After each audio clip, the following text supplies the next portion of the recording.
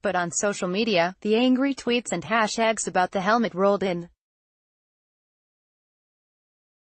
Kim Yedian, a political science professor who specializes in African politics at the University of California, Riverside, and a creator of the hashtag, said what looked like a quibble over aesthetics was actually a more substantive criticism of the First Lady's understanding of Africa.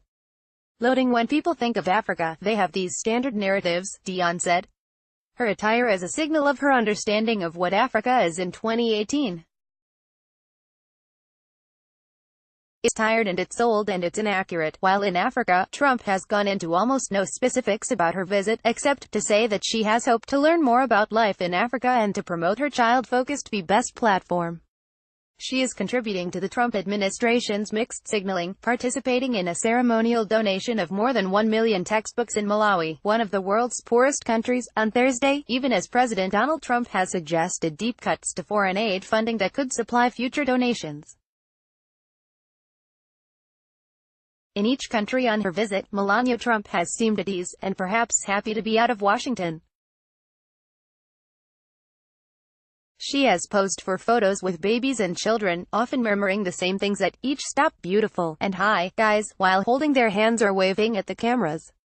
And with Washington imploding over a battle to confirm Brett Kavanaugh, the president's nominee for the Supreme Court, Melania Trump seemed free of the usual scrutiny that nips at her stilettos in Washington. Loading: on Friday, she looked happy as she visited a red clay feeding pen for orphaned elephants at the Nairobi National Park. She administered them formula in oversized baby bottles, patted the animals on their heads and inspected their floppy ears. Trump, a former model who is poised and hypersensitive to the criticism she receives for putting one toe out of place, wore a pristine white shirt to see the elephants. She emerged without a smudge. After the elephant feeding, she added the pith helmet to her outfit, and social media began to light up. As the First Lady sat alone in her vehicle, peering through binoculars and shooting photos of zebras, giraffes and impalas on her iPhone, critics were parsing her decision to wear the attention-grabbing white hat. It's like showing up to a meeting of African-American cotton farmers in a Confederate uniform, Matthew Caro Tenuto, a coordinator of African Studies at St. Lawrence University, wrote on Twitter.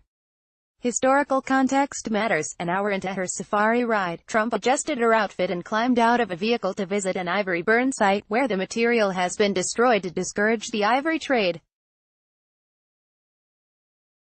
She bent down and scooped up some of the burned ivory, rubbing it lightly in her hands, finding herself once again at odds with her husband as the cameras caught her every movement.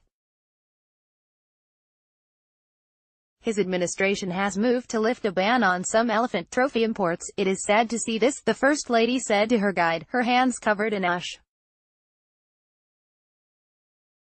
New York Times.